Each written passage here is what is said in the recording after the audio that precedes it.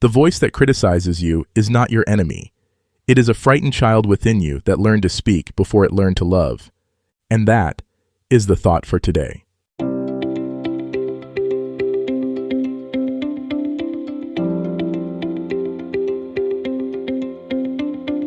Welcome to 7 Good Minutes.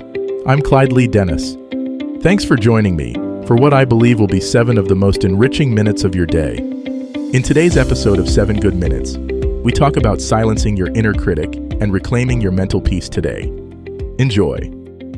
That voice in your head, the one that whispers you're not good enough, smart enough, or worthy enough, it's been with you so long, you might think it's just part of who you are. But what if I told you that voice isn't your truth? What if I told you that learning to quiet your inner critic could be the single most transformative thing you do for your peace of mind? By the end of this episode, you'll understand why your inner critic developed in the first place, how to recognize when it's hijacking your thoughts, and most importantly, how to respond to it with compassion rather than resistance. Your inner critic wasn't born yesterday.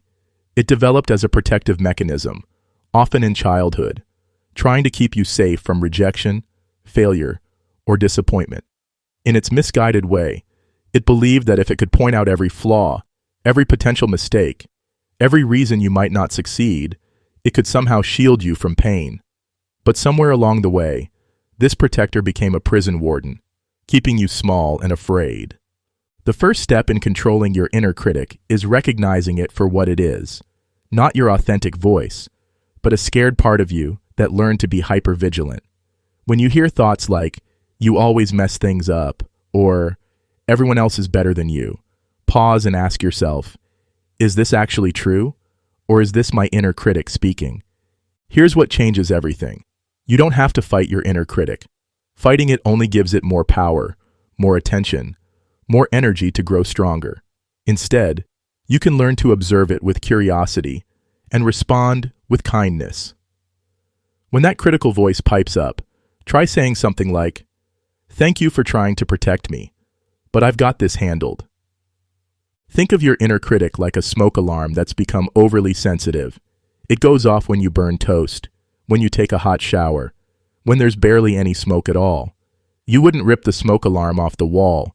You'd simply acknowledge it's doing its job, even if it's being a bit dramatic, and then you'd open a window to clear the air.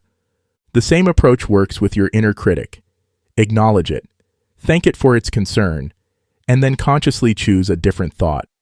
This isn't about positive thinking or pretending everything is perfect. It's about becoming the compassionate observer of your own mind. One of the most powerful tools you can develop is the practice of self-compassion. When your inner critic starts its familiar refrain, ask yourself, what would I say to a dear friend going through this same situation? Would I be as harsh, as unforgiving, as demanding? The answer is almost always no. You'd offer understanding, encouragement, and perspective. You deserve that same kindness from yourself. Remember, your inner critic often speaks in absolutes. Always, never, everyone, no one. Real life rarely deals in absolutes. When you catch these extreme words, gently challenge them. Instead of, "I always mess up," try, "I made a mistake this time, and I can learn from it." Instead of, "I'm terrible at this," try, "I'm still learning, and that's okay." Your thoughts are not facts. They're simply mental events, passing through your consciousness like clouds across the sky. Some thoughts serve you, offering wisdom and guidance. Others, like the voice of your inner critic, are outdated programs running in the background, trying to solve problems that may no longer exist. The goal isn't to eliminate your inner critic entirely. That's neither possible nor necessary. The goal is to change your relationship with it, to become the loving, wise adult who can hear that scared voice and respond with understanding rather than belief. As you move through your day today, practice noticing when your inner critic shows up. Don't judge it or yourself for having these thoughts.